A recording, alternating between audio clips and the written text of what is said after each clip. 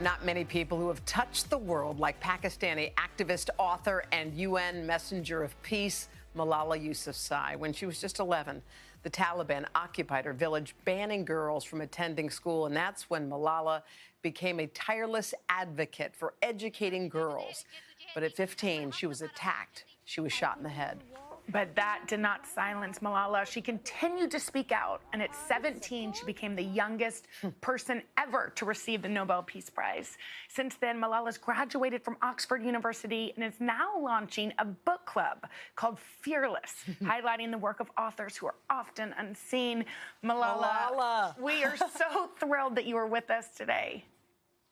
Hi, Hoda and Jenna. I am so excited to be on your show, and I am really honored that I'm talking to two amazing young women. Oh, young women too. Thank you, Malala. Oh, you always stay young. Yes. I have graduated and I'm entering into my 20s. I'm just, this is an important phase of my life. I'm learning so much. So yeah, forever young. Forever young. Malala, you just wrote this beautiful article in Vanity Fair about graduating in 2020, and that your class, although you didn't really get to say goodbye to some of your friends at Oxford, have so many lessons to be shared. Yeah, I studied at home for the past 5-6 months. I missed my college so much. I took my exams at home. I graduated at home. And it was a really difficult moment. And I'm sure it was the same for all other students as well. Because of COVID, they could not take their exams. They could not be in their schools. But the past 3-4 years have been amazing for me. I have learned so much from my friends and teachers. And I had a great time, living away from home. You just learn that sense of independence. You learn to sort out your cooking, your laundry, everything yourself. So it's a great learning experience. Well, Malala, some people look at the state of the world and they get distressed or depressed. I look at you and the young people coming up, and I think the world is in your hands. Do you feel optimistic, pessimistic? How are you feeling as you enter into this phase of changing the world yet again? It is a difficult time, I must say. We are living in a global pandemic right now. There is, extremist views are still there. There is hatred against different races, against diversity, against inclusion, against individuals, against ethnicities and communities. And that does put out a great challenge in front of us. Then we have challenges in terms of talking about environment and how we can save our the space and the air that we are living in. And so it is a difficult time. There are still 130 million girls who are out of school.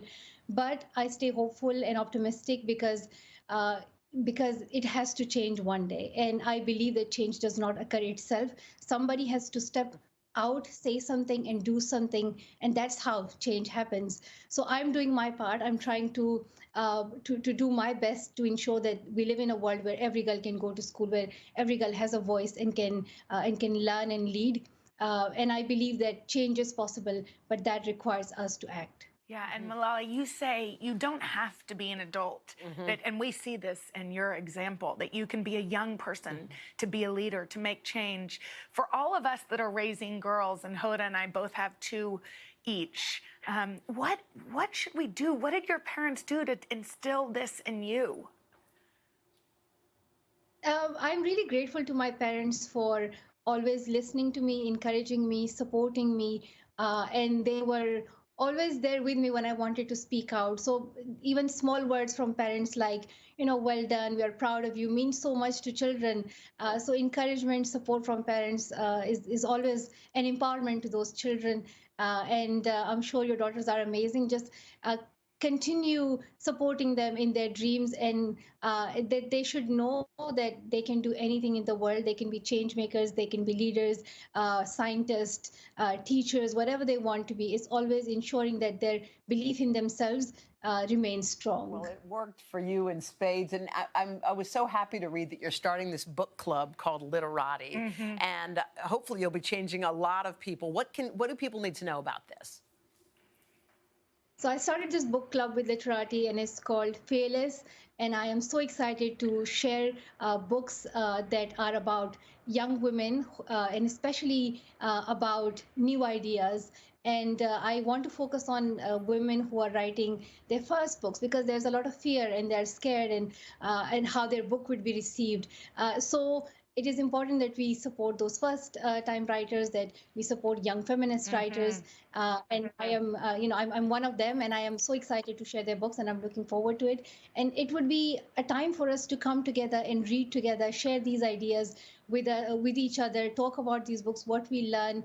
And I feel that, as much as you can learn from reading, at the same time, the discussion, that engagement that follows after that is an enlightening experience. So I'm really excited for this. Well, we're excited yeah, too. We and really I think are. it's the perfect thing, because the Taliban tried to take your books and you said no, and now you are highlighting these beautiful books. It's a subscription service, we have to say, and we have to say you're a paid spokesperson, but it is just for literati. But how awesome that you are now highlighting these female authors. And now that you've graduated, we wish you the best luck. Thank you so much. Thank you. And it was amazing being with you and talking to you. Thank you, too, Malala. Malala, come back. That was so We had sweet. fun. That was great.